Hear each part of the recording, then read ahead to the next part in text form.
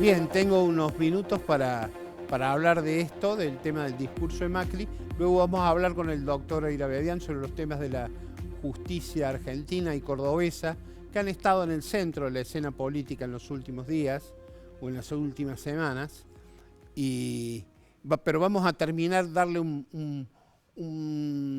digamos, una conclusión. ¿Qué te pareció a vos el discurso y el regreso de Macri? Nada nuevo, no tengo mucho que opinar, la verdad. Creo que tiene todo el derecho del mundo a presentar su libro. Creo que coincido con Laura que es un aporte, digamos, ha tenido una responsabilidad máxima del país. Sí me parece que, bueno, que el pueblo argentino necesita, probablemente ya tenga la opinión contraria con respecto a lo que fue Cristina en su libro. Yo no he leído el libro, la verdad, no lo leí y no sé si hay una autocrítica en algunas cosas. Lo que sí me parece que de las palabras del expresidente no surge claramente cuál ha sido el derrotero y cómo culminó su gobierno y cómo de alguna manera el electorado, incluso cómo venía subiendo en la curva electoral cuando gana como presidente, y fíjense que no ha tenido reelección, y eso fue todo un dato, ¿no? Fue todo un dato que no se lo ratifique, y en ese sentido creo que bueno, está en todo su derecho a intentar expresar nuevamente en una disputa, pero sí creo que es un prelanzamiento nuevamente, porque lo ha dicho también, lo ha dicho públicamente que son sus intenciones de volver, ¿no? ¿Vos creés que va a ser el candidato? ¿Cómo lo imaginan desde el kirchnerismo? A ver, en la planificación o en la previa de la planificación, ¿ustedes creen que va a ser candidato? Creo que Mauricio Macri expresa claramente un sector del electorado argentino y que lo consolidó a ese voto. Creo que ha consolidado y no le alcanza para volver a ser presidente. Pero sí me parece que es un actor imprescindible para la fuerza política que lo que expresa. Y me parece que Lustó es lo novedoso, creo. Lo novedoso en cuanto a que va a tener mejores condiciones, va a poder eventualmente, no sé, poder revisar más el pasado y dialogar con la necesidad de un futuro, porque yo veo que lo de Mauricio Macri fracasó, y cuando fracasan las políticas, fracasan los dirigentes. Y hay que ver si él tiene la condición, la capacidad para, de alguna manera, no sé, expresar una nueva expectativa. ¿Por qué en Córdoba es tan popular y se habla de que va a tener de no mediar nada de extraño, va a tener o tiene la posibilidad de obtener una victoria importante? Y yo te puedo ensayar una explicación. Nosotros siempre en Córdoba hemos confrontado con distintos proyectos. Antes incluso de que existe el PRO, nosotros confrontamos con distintos proyectos, incluso siempre adversarios al espacio de Unión por Córdoba, más allá de que todo el tiempo se habla de generar condiciones, o sea, pero siempre terminamos disputando. No hubo más que algunos acuerdos de bajar listas, no hubo nunca una expresión conjunta, y eso nos llevó lógicamente a un desgaste. Cuando emerge el PRO como una fuerza política y se consolida, ya nos encontramos con dos adversarios, y esas circunstancias generaron sin duda una consolidación, una expresión que en algún momento el propio Schiaretti hablaba del consenso Córdoba. Yo lo vi en la legislatura, como era verdaderamente un altísimo nivel de consenso en cuanto a la representación parlamentaria, ¿sí? Pero bueno, yo veo que existe esa condición, y cuando vos tenés esa condición política, tenés permanentemente adversarios que todo el tiempo generan una idea, un imaginario de uno, ¿no? Y en ese sentido, muchas de las cosas que dijeron de nosotros no fueron reales, ¿sí? Pero obviamente que teniendo dos oponentes tan fuertes, nos ha costado mucho a nosotros. Más allá, insisto, que hemos ganado elecciones, a que en 2011 nosotros sacamos 36 puntos y ganamos las elecciones. Fue la elección que de las otras retiró los candidatos, ¿verdad? Exactamente, Claro. y ganamos las elecciones. Pero bueno, también sucede que Córdoba siempre ha querido tener un candidato a Ahí presidente. tuvieron el apoyo del peronismo tradicional, digamos.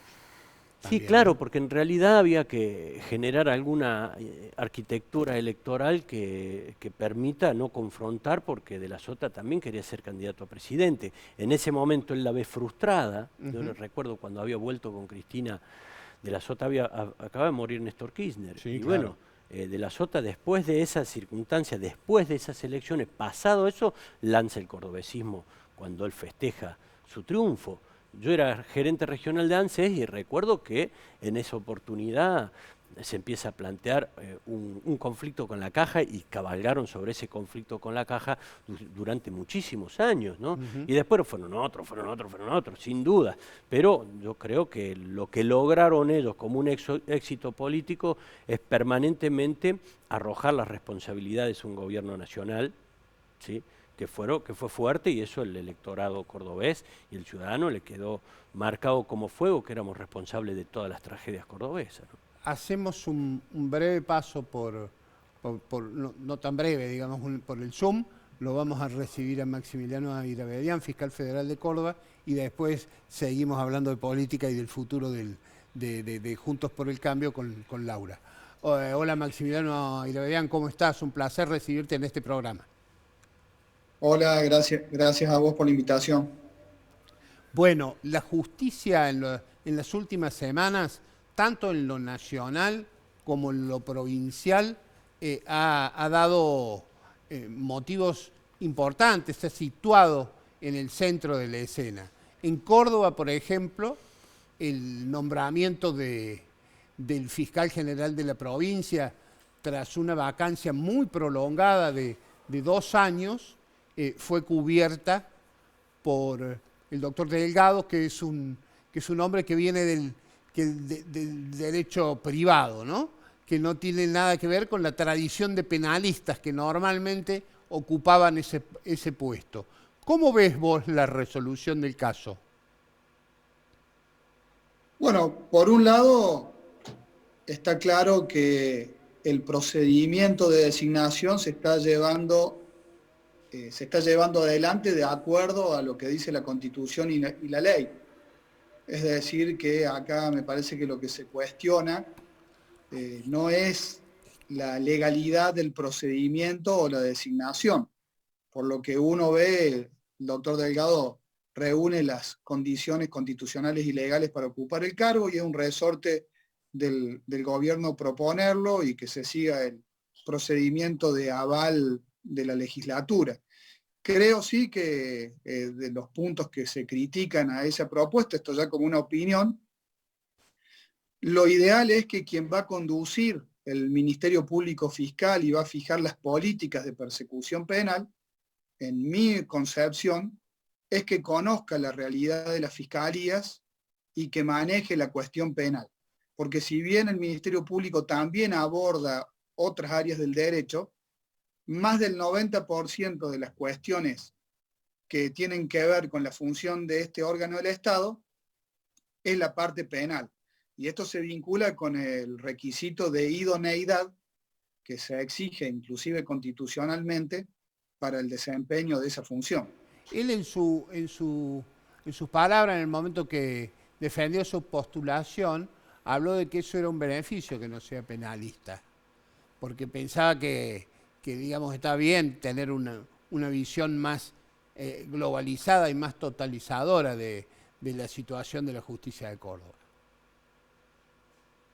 Sí, yo en mi concepción prefiero un fiscal general que conozca la realidad de las fiscalías y del problema penal, porque repito, es el que tiene que fijar las políticas de persecución penal. No quita. Se nos... Hola, Sí, estamos de nuevo, Maxi. sí, decía que no quita que pueda ser un buen fiscal general a pesar de no tener experiencia ni conocimiento profundo en el área penal, pero creo que es una desventaja. Está bien, está bien. Y en cuanto,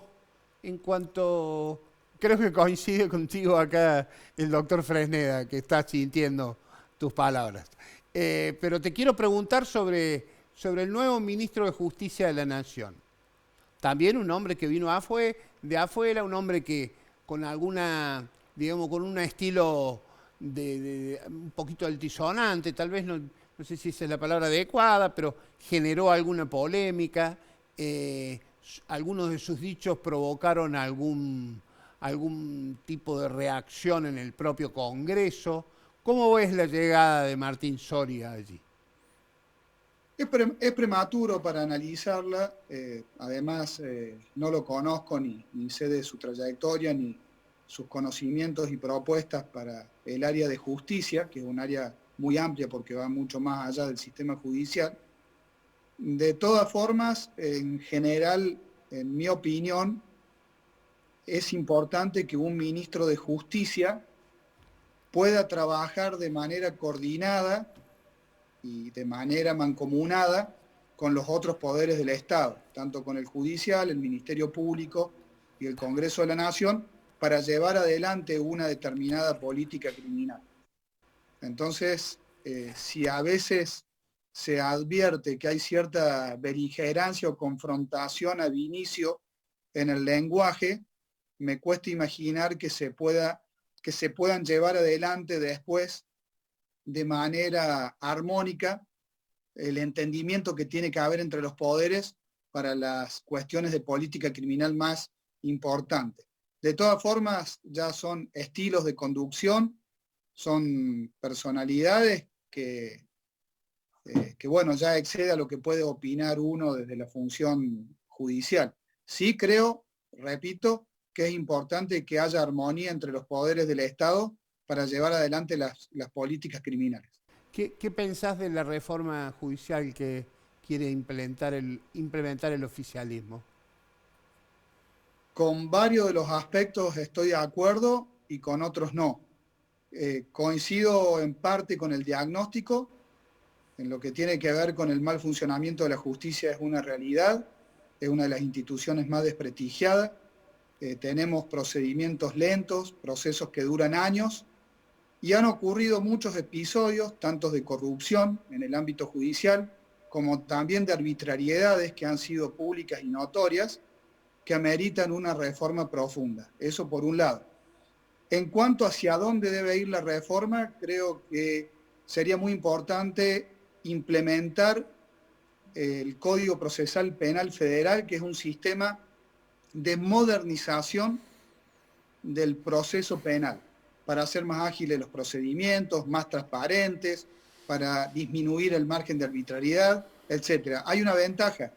Ese código ya está aprobado por ley, no tiene que pasar por el desgaste de un trámite legislativo y el tiempo que ello demanda. Hace falta la decisión política de implementarlo. Esa es una de las reformas con las que estoy de acuerdo. Estoy de acuerdo también con que en el proceso de selección de los magistrados se achique el puntaje que se le asigna a la entrevista, que es el momento del proceso de selección que más margen de discreción tiene el poder político para incidir en el proceso de concursos. Y hay en Córdoba pasa lo mismo, ¿no?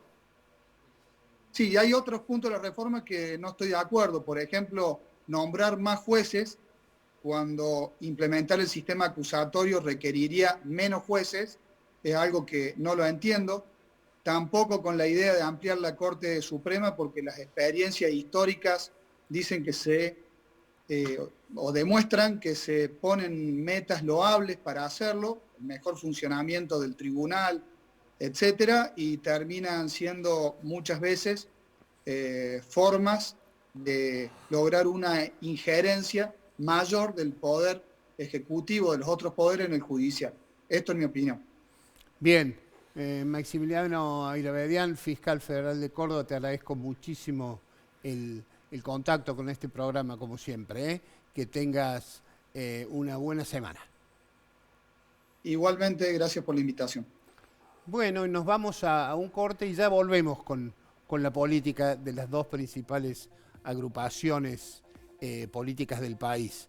En Córdoba la situación es distinta porque hay un gobierno que ha jugado a armar un partido provincial, por lo menos eso es lo que pareciera ahora, y que no va a haber acuerdo de listas únicas. Pero bueno, ya venimos y lo hablamos en todo caso.